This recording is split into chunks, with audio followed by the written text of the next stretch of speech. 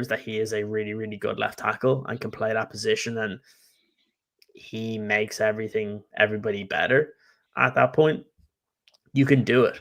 I think the main question mark there is just going to be how much better is he than what we've seen from Braxton Jones as a rookie.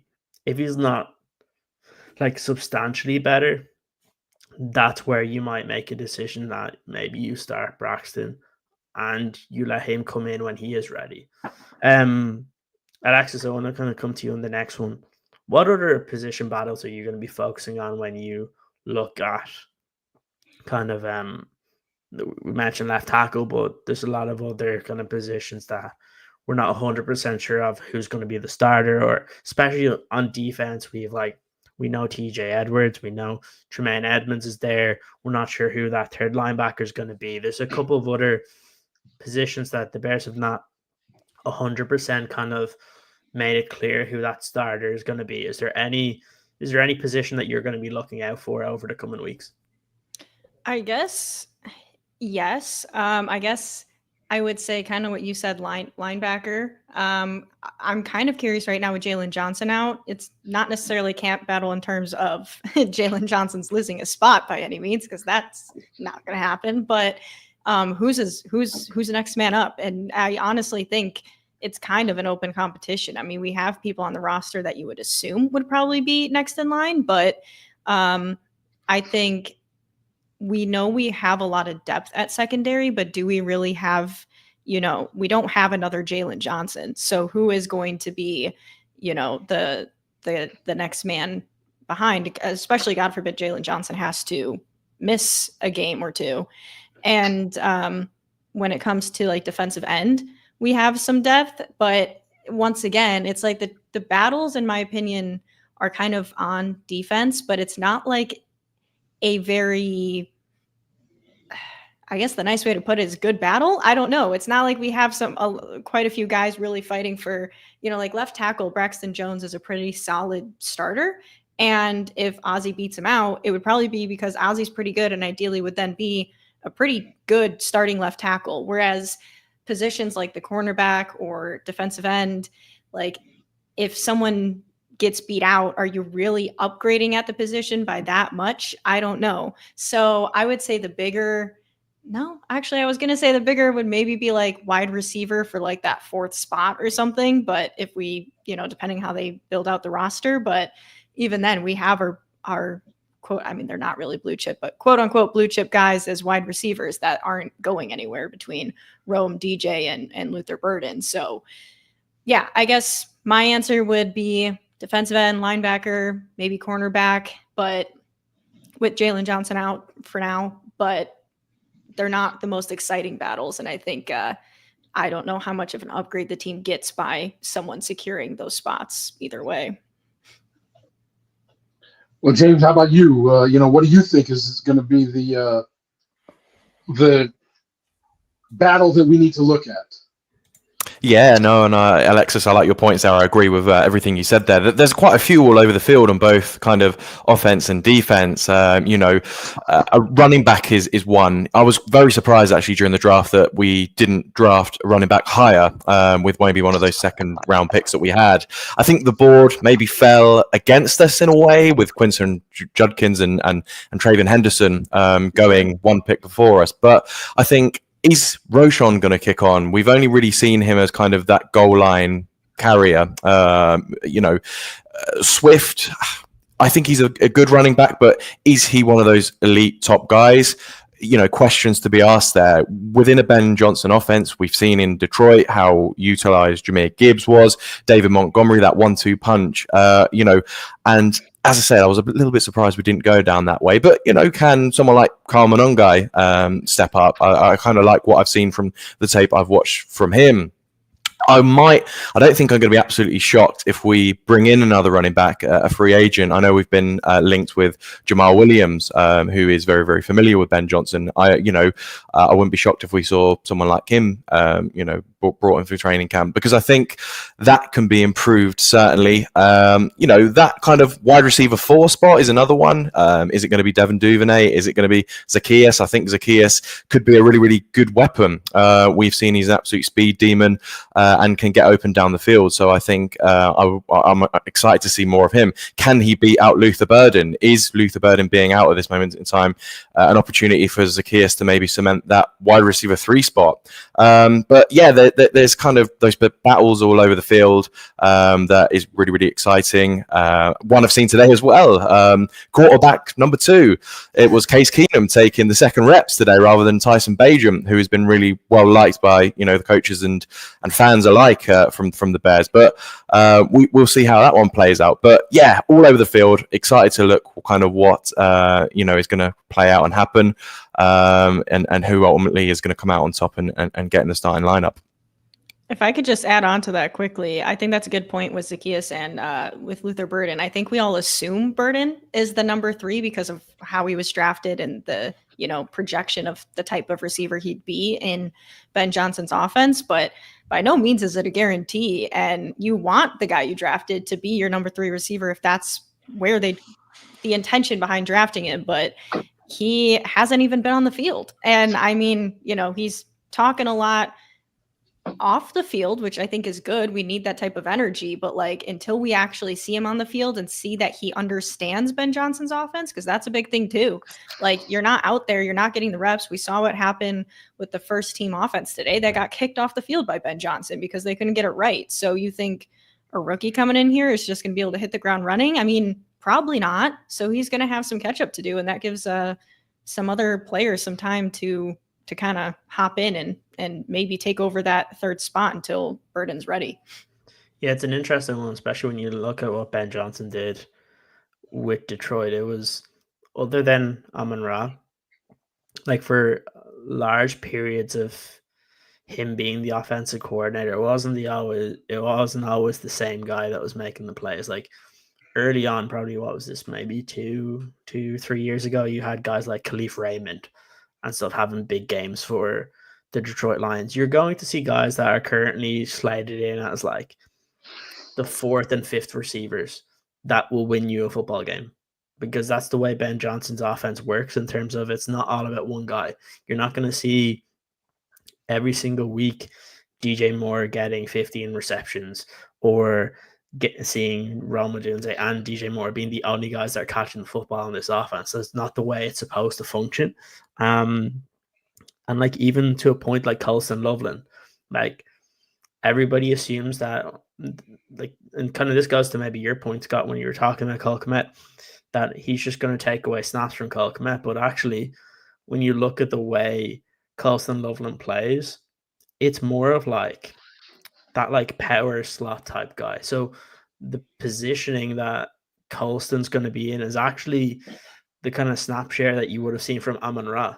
That's kind of where you'll see him lining up on the football field versus your kind of prototypical 3-down pass catching tight end. He's going to use guys like Colston Loveland in different ways than what I think prototypically or stereotypically we would think for those guys, just based on the position that they play. But that's not how they fit within this offense. There's going to be specific roles, and they're going to use guys based on what they see on defense. And it's been a while since the Bears have been able to do that, because the Bears have just had guys that you have to try and get them doing what they can and play to the strengths. But now you have different styles of receivers, different styles of backs, and you have to cater to what defense you're coming up against. And like I said, 1 week it could be Cole Kmet's the one that has all the touchdowns. Another one, it could be where you might see a Luther Burden come out and have a big game. You'll see Rome Odunze. Maybe it's going to be a week where they're just going to have to run the football, and you see DeAndre Swift, Roshan, Kyle Monongai, and many different guys that are kind of helping out in that regard, because I kind of like to go prior to the David Montgomery, kind of when he joined Detroit and what we kind of saw there when Swift was there. Swift was on the depth chart the number 1 running back on that team, but he wasn't the one that got all the yards. He wasn't the one that got all the touchdowns. They used multiple backs in that system, and they got Jamal. What was it? Jamal Williams. They got him.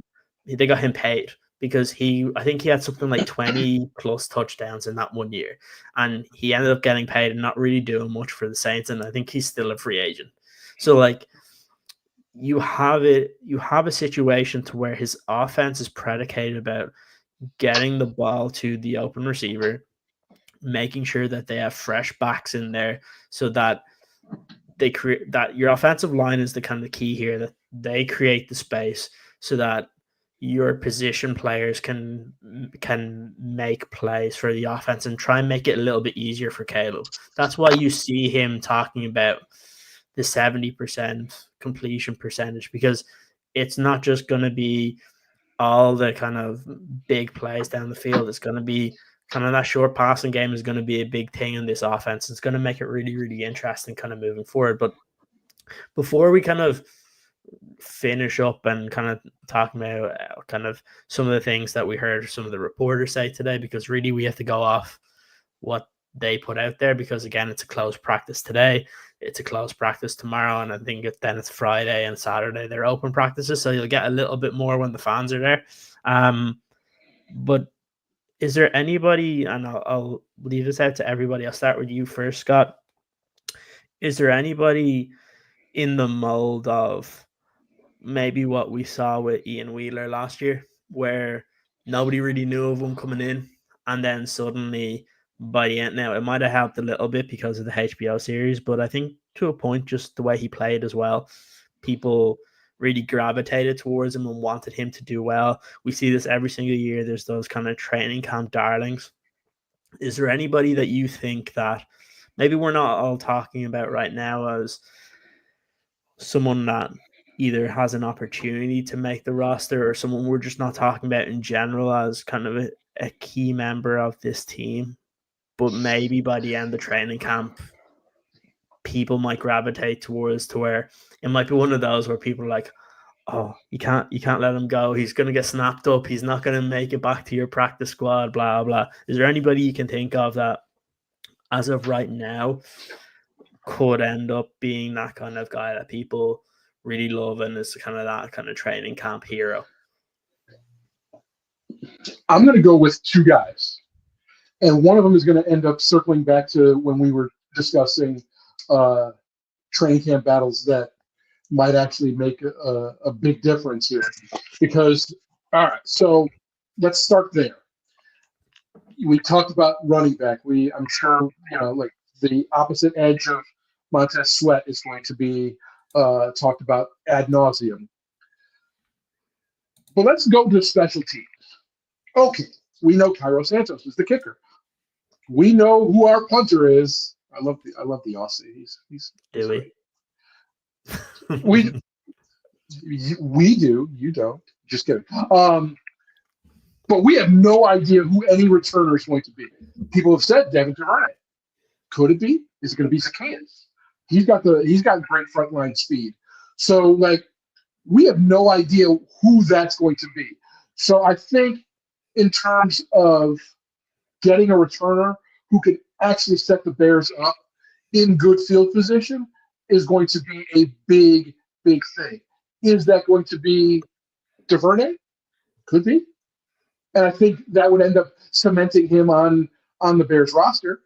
Zacchaeus, I think, is already cemented in that in the Bears roster, but I think if he ends up being the returner, it just makes him ever more valuable because he does have such great speed.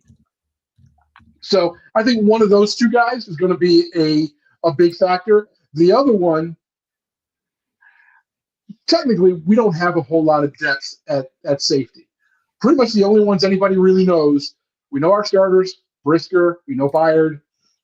J.O. is going to be at least a backup at one of the safety positions. Is Tyson Johnson just going to be that fourth guy? And he's going to be that heir apparent to when J.O. possibly leaves at the end of the season, because obviously he will be a free agent. Byard, I believe, is also a free agent at the end of the season. So now you're going to have that open spot. So this is an open competition. And Tyson Johnson just has that pedigree. He has the talent. Will he be able to showcase it all this preseason? Who knows? But those are I would say Duvernay, Zaccheaus, and Johnson are the three guys that I'm really looking at, I think, this preseason. It's interesting that you mentioned safety because they just released one of their kind of depth safeties as well, and Tavarius Moore as well. So they do have a roster spot open. So it'll be interesting to see what they do there. James, going to come to you next. Is there, I guess, a player or a group of players that kind of you look at that you think people might start to kind of gravitate towards us? Because obviously the focus is always kind of up until this point, it's always been on the premier players, the main additions, the guys we all know about. But then suddenly training camp kind of comes around and people finally get to see those UDFAs or those late additions in free agency that maybe people don't focus or don't have too much of their attention on prior to training camp. And then suddenly you see them up close. And then lots of people start talking about them. Who are some of the guys that kind of you think could fit that mold this year?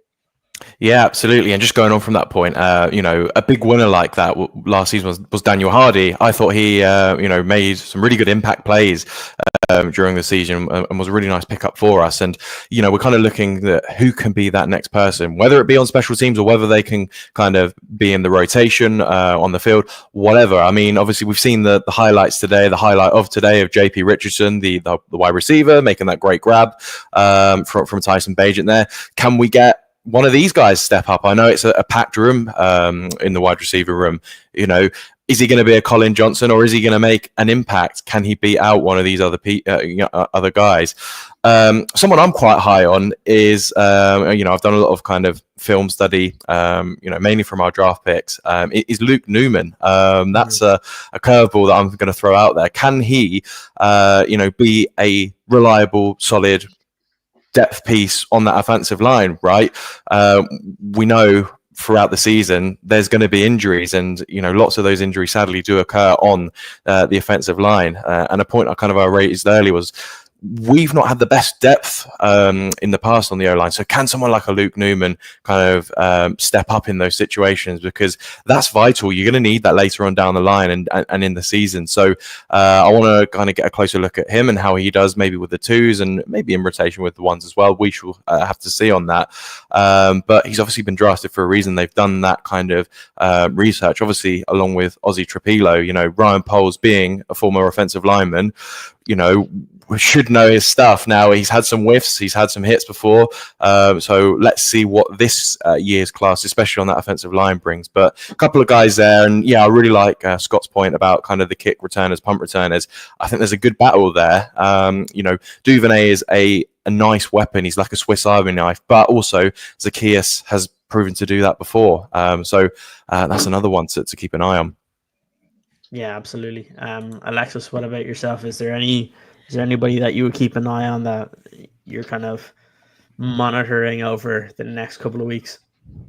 Yeah, I think that was a good point on the offensive line. It wasn't one of the names that would have come to my head, but with the depth, I mean, I think we give the Bears a lot of credit for improving the offensive line, but the biggest concern is probably the offensive line depth. And ironically, as much as we're talking about the left tackle training camp battle, that's like the one position on the offensive line I'm confident depth-wise because we have 3 people fighting for a starting spot for it. So, and if, Ozzy or Braxton Jones were to win that position and one of them became the depth piece, then I would still feel pretty confident in the left tackle position. But the rest of the offensive line, I don't know if you can say that. So that was a good point. But I actually have 2 different directions I was kind of thinking, and they're both probably not number one on people's minds when it comes to losing someone. But the first one I was thinking is running back with either Travis Homer or Ian Wheeler. Because of our running back situation, we don't know how good they're going to be or how it's all going to pan out. We hope DeAndre Swift has like a better year this year with a better offensive line, a better play caller. And that number 2 running back position is kind of really, you would assume, Monangai, because he's at some point he'll get that number 2 spot because we drafted him.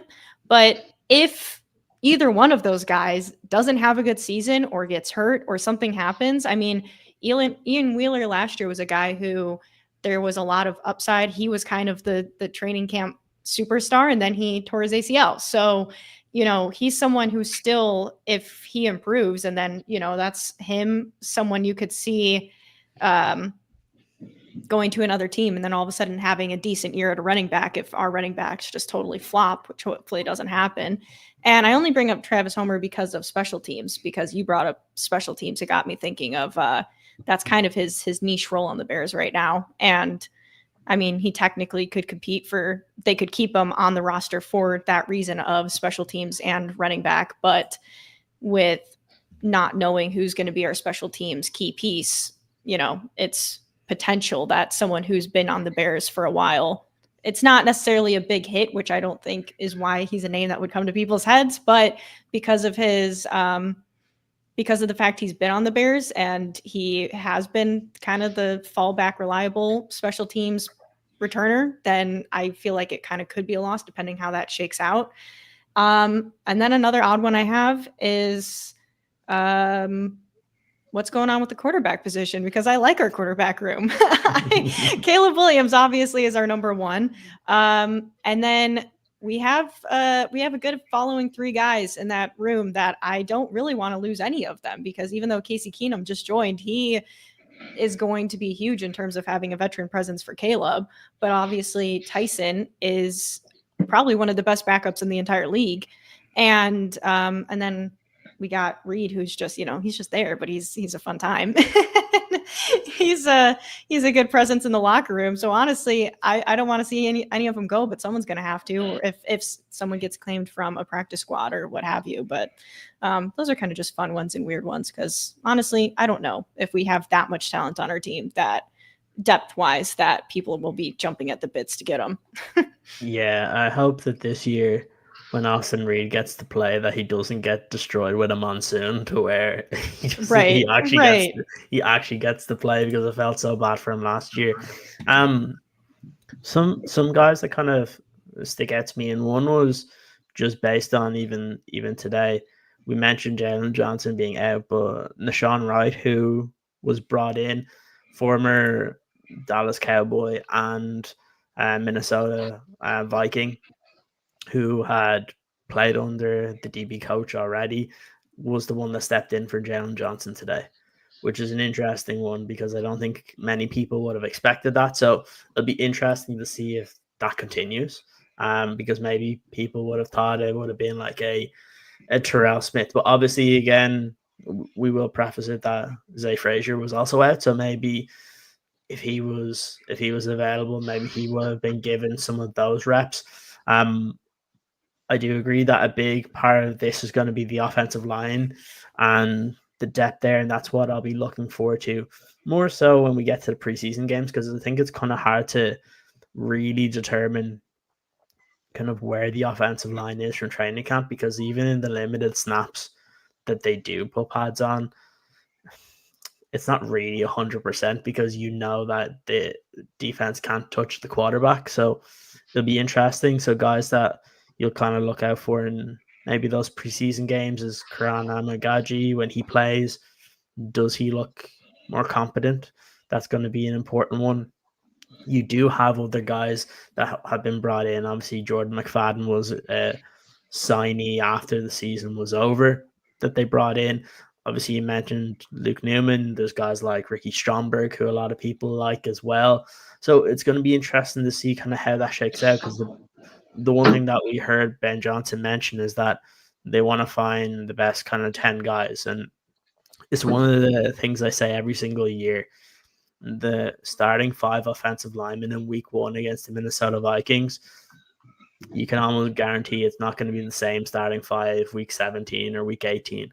So it is going to be important that the Bears kind of find at least kind of 8 guys that you feel confident in, that if somebody had to come in like for a quarter or two, that you'd be happy enough with. I think the other position that's interesting, where typically you do find kind of some of those kind of gems, is at the tight end position. And one guy that has kind of been stepping up in kind of mini camps and stuff has been Joel Wilson. So it'll be interesting to see what he does. Obviously, there's other guys like Jordan Murray that have come in. They signed Durham Smythe. We'll see kind of what happens there. But a lot of people kind of mentioned Joel Wilson already. You have kind of the receiver position. Maybe this could be more of a returner. You saw Maurice Alexander, who was brought in from Detroit. We mentioned guys like Duvernay and stuff like that. So one I know, Scott, that we've kind of spoken about in the past, maybe expected to be a bit better than he actually was, but turns out hasn't really done much. And really, with the amount of receivers that have been brought in here, seems like he's going to be the odd man out this year, and that's Tyler Scott. Who is that? Just kidding. His career is kind of like it seems like it's just kind of faded out. Like, you've seen the Bears have added like 6 or 7, even depth guys that have been brought in, like Samori Toure from the Packers was brought in. We mentioned Alexander. When you see kind of the media talking about UDFA making some of the plays today, like, you're not hearing anything on Tyler Scott, and that's one where you would hope that he could carve out some role for himself, so you could salvage something there, but it just seems like he's just fading into the abyss and ends up getting cut at the end of training camp. The question I think that Tyler Scott has to ask himself is, if I'm looking at it from his point of view, I should have been Olamide Zaccheaus. Either why am I not, or why did the Bears bring him in? Because if that should have been what I am, why couldn't the Bears coach me to be that type of player?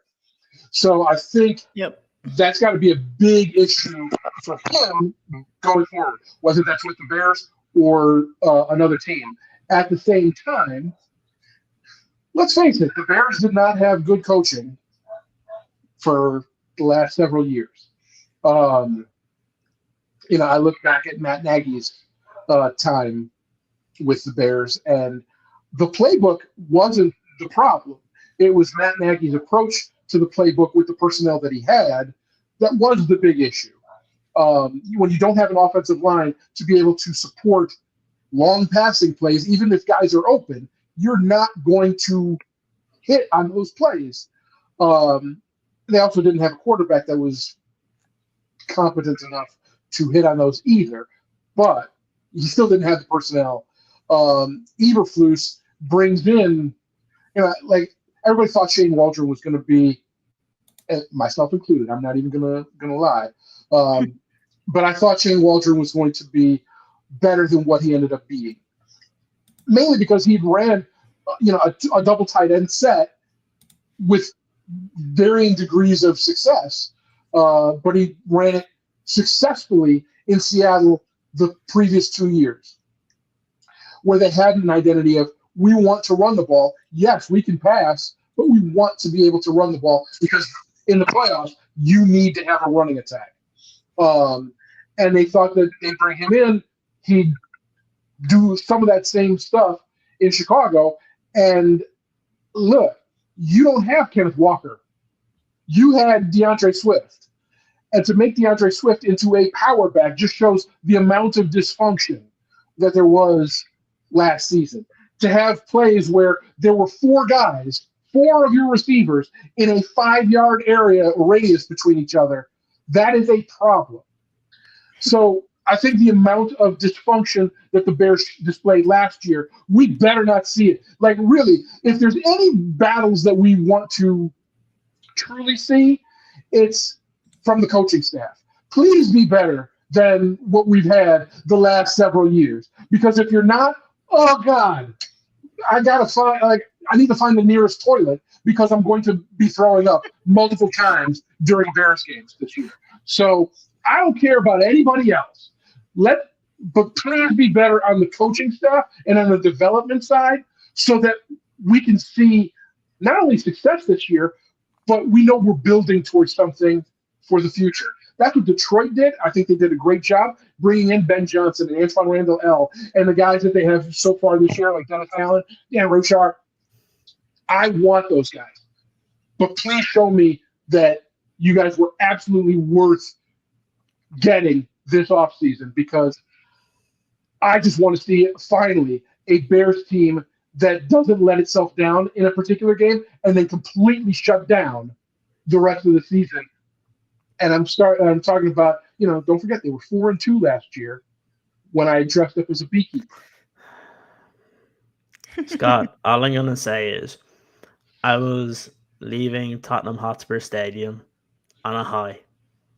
Bears are 4-2. Probably should have won one of those games that they lost as well. Yeah, you I go agree. in, and I'm just like, goddamn, we should be in a good position here. You then play terrible against the Commanders, and I remember this vividly. I was on my couch watching. I'm like, I can't believe it. They're actually going to go 5-2. We didn't deserve to win this game, but we're going to end up 5-2. Have to stop criticizing them. They lose that game. They didn't win a game until the last game of the season. Yep. Yeah. So I just want. This is where I say that, and I think a lot of Bears fans have kind of approached this season a little bit different than what I've noticed in previous years. Now, this may change once training camp ramps up and people kind of get really excited again, because that happens every year. But there has been more people I've seen with that kind of wait and see approach. And I think it's because we've seen so many false dawns, right? You've seen, like, the last time people were truly excited because of what's actually happening on the football field was 2018, 2019 with Matt Nagy. And rightfully so. But that was the first time where people were excited because this team were actually winning football games that mattered. And that's what they need to get back to. Like you said, Scott, if they can get through this year where you can see they're building something, I think that's a big step forward. And that's what I hope they're able to achieve this year. So then we can talk about the team and not being like, well, it's another loss. What happened this time? Like, this is what we want to be able to go into this as. You're feeling good about both the present but also the future of the football team. You don't have to come into this year and win double-digit games to have people feeling confident about the Chicago Bears, right? Like, you do have a tough schedule this year, but you need to be able to prove that you can go up against some of those teams and not get blown out. Like, when you come up against a good team, not look like that you shouldn't be on the same field as them. That has happened too many times over the last couple of years, and really the NFL isn't built in that regard. There's always like one or two elite teams, but the Bears typically, when you come up against just a good or a very good team, they just look like they're completely outclassed. And that's what they need to get away from. They need to make sure that they are competing. And you mentioned it, Scott, it's going to come down to coaching. How do they develop these players? How can they instill the game plans? How can they make sure that everybody's up to speed with the new offense and the new defense? That's going to be very, very important. But look, this is only the first day of training camp. We will be back. We'll probably have another episode either later on this week or early next week. Obviously, you can see four of us here. There's also Neil and Brendan that'll be joining as well at different periods of time. And again, we're excited about kind of this new phase kind of moving forward for the Irish Bears Network, but also it's kind of a new kind of era for the Chicago Bears where there is more excitement. You do have this new coaching staff that everybody's been looking forward to. You have players that people are kind of gravitating towards, and now what they have to do is kind of prove it to us, the fans. It is great to be able to do that here with a group of people that it's always fun to be able to talk to.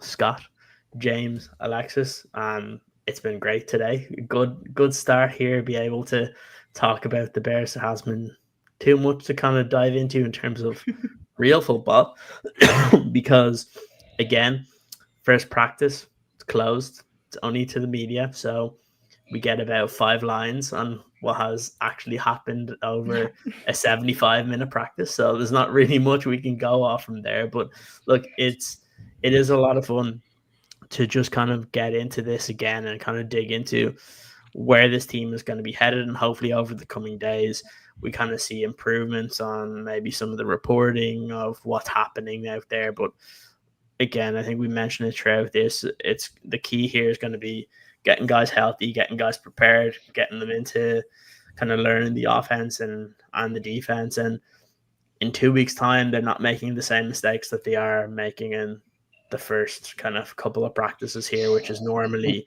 kind of understandable. It's important that they're able to kind of improve going forward as they do learn and as they get back up to speed again. So I'll tell you what, if we're here at like 3, 4, 5 weeks from now, and we're still talking about Ben Johnson screaming at the offense because they're not getting stuff right, then I think we're allowed to start being concerned that these players are like, we need more upgrades because they're clearly not equipped to run this offense.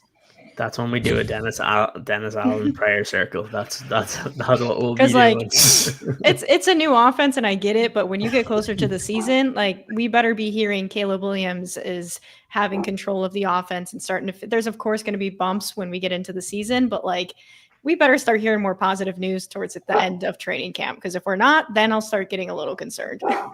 Yes, I will definitely be getting worried at that point. But look, I'm worried now. We'll be ready. We will be ready. We'll be ready. Well, this time next year, we better be having the offense is killing it. Put it that way. This time, next offseason, next training camp, it better be like the offense is dominating the defense because they have a year of Ben Johnson. I just want to go into a season not worried about the offense. That's what I'm saying. Right. If next training camp, we're starting training camp and it's like, Caleb looks great, offense is doing well, like defense had a rough day, and that's how we're starting, I'm going to be like, oh, we're set, but we're not there yet. I want to get to a point of, when like people tweet about like the Chiefs and they're like, oh, Patrick Mahomes threw an interception in training camp, and I was like, I don't care. It doesn't matter because we know how he plays in the regular season. That's what we want to get to. So yeah, it's going to be important these next couple of weeks. But again, I will kind of preface this to different Bears fans is don't get too kind of over the top on like individual moments from practice, because again, I always say this, that there's times when plays will happen in practice because the coaches are making them run a particular play and what they want to see. So there is going to be times in that, but like, as long as they are prepared and ready for that Monday Night Football, because the last thing you want to do is come into Monday Night Football and you get blown out by a division rival. If that happens, this is going to be a long season. Hopefully that's not the case though. But look, thank you so much for joining us today, guys. If you're listening back to this, make sure you like the video. Make sure you do subscribe, because there's a lot of new stuff that's going to be happening this year, obviously with the crew here, plus Brendan and Neil. So make sure that you do subscribe, follow all these great people over on Twitter. We'll kind of link everybody's Twitter accounts on the description of the video, but you'll kind of get to know that kind of going forward as well. So we do appreciate you joining us for this kind of reintroduction of the Irish Bears Network for the 2025 season. And hopefully it'll be a successful one. Hopefully it'll be a successful season for the Bears. Until next time, though, all we can say is bear down. Bear down. That's ISO. Rack it up, I gotta build up the bank to make me a safe house.